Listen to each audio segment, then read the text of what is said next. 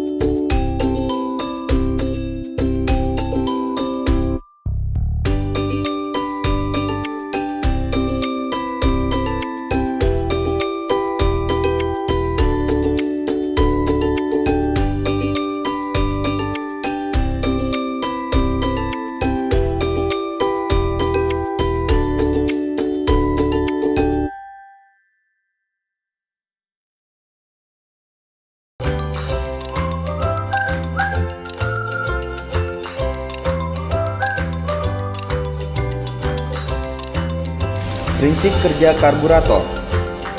Di sini kita akan melihat sistem kerja dari sebuah karburator.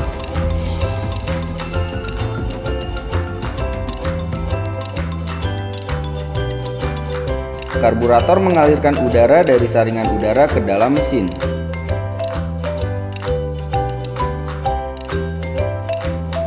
Di dalam karburator ada bagian yang disebut venturi. Diameter venturi lebih kecil dari diameter yang lainnya. Di dalam venturi, udara mengalir lebih cepat.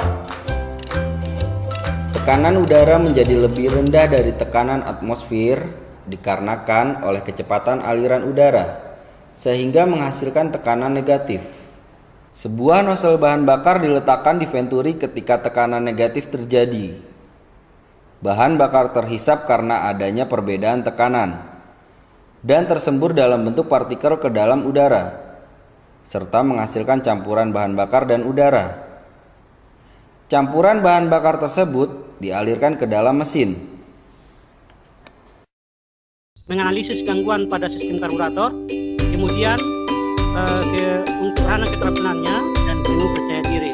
Dan yang terakhir adalah melalui kegiatan praktik peserta didik mampu menguji hasil perbaikan kerusakan pada sistem.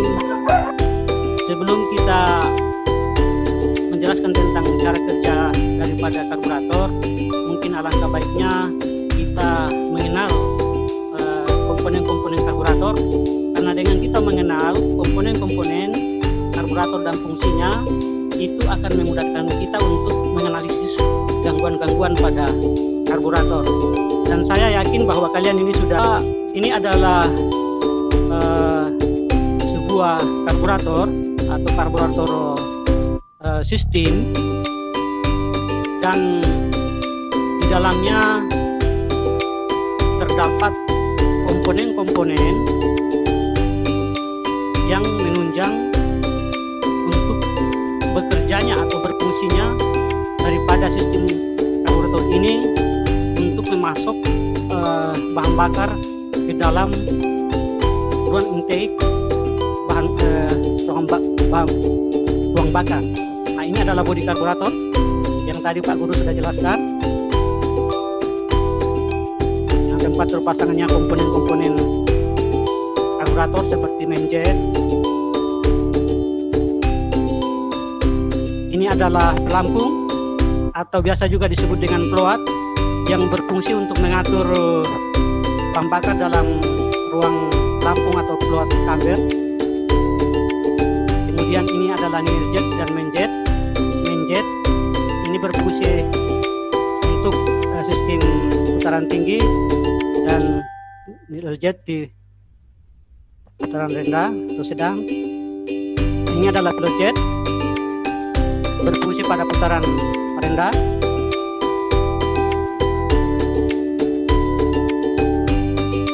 Ini adalah mangkuk karburator atau float chamber sebagai tempat float di dalam karburator. Ini adalah skru buang berfungsi untuk sebagai membuang partikel lain di dalam karburator atau mungkin bensinnya berlebihan. Kemudian ini adalah skru sebagai atau biasa kita sebut dengan putaran gas untuk menyetel tinggi rendahnya RPM. Ini adalah jok. Ini berfungsi untuk menghidupkan motor di awal pada saat motor dingin. Ini adalah jarum skate dan piston skate untuk membuka lubang venturi. Ini adalah gearnya.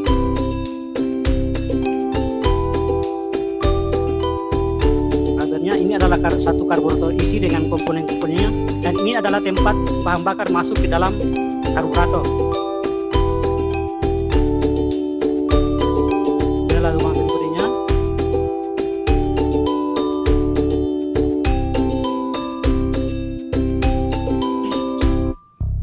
Baik, ini adalah cara kerja daripada karburator, di mana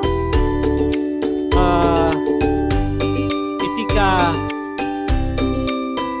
bahan bakar di dalam berkurang, maka pelampung akan turun ke bawah dan needle valve atau katupnya akan menurun juga dan bensin akan turun, yang seperti kita lihat bersama. Jadi pelampung ini yang mengatur tinggi rendahnya bahan bakar di dalam ruang pelampung atau float chamber.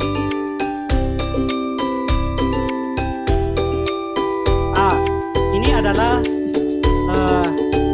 pilot jet yang sudah mulai berfungsi di sini untuk putaran sedang. Pilot jet yang berfungsi, bahan bakar sudah campuran bahan bakar dengan udara sudah mengalir pada saat putaran rendah. Sistem putaran sedang atau rendah ini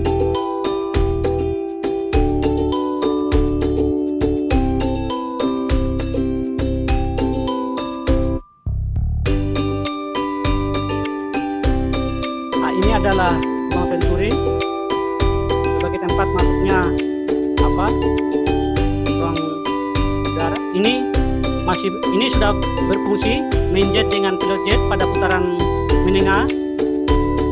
Ini masih berfungsi pilot jet, dan juga main jet sudah mulai berfungsi pada putaran tinggi. Nanti pada saat putaran tinggi main jet saja yang berfungsi di sini. Nanti kita akan lihat sama-sama. Ini kalau grip gas sudah ini adalah grip gas sudah dibuka, putaran tinggi, RPM tinggi, dan yang berfungsi di sini adalah main jet. Pilot jet tidak berfungsi lagi di sini. Nah, ini untuk RPM tinggi. Nah, disinilah kita bisa melihat bahwa cara komponen-komponen karburator dan cara kerjanya. Bahwa di dalam karburator itu ada beberapa sistem yang penting, yaitu sistem putaran sedang, sistem putaran tinggi, dan juga sistem pelampung untuk mengatur volume bahan bakar di dalam karburator. Dan ini yang terpenting sekali, sehingga untuk bisa untuk menganalisa gangguan-gangguan pada karburator, ini kita harus kuasai dulu. Dan kita apabila contoh mungkin seperti main jet pada saat kita tarik tali gas pada putaran tinggi itu bisa di main jet, dan pada saat putaran tinggi sedang itu bisa di close jet, atau mungkin tidak ada bahan bakar masuk ke dalam ruang pelampung, kita bisa mungkin cek di selang atau juga di settingan float atau di jarum. Ya. Dari sini mungkin ada pertanyaan.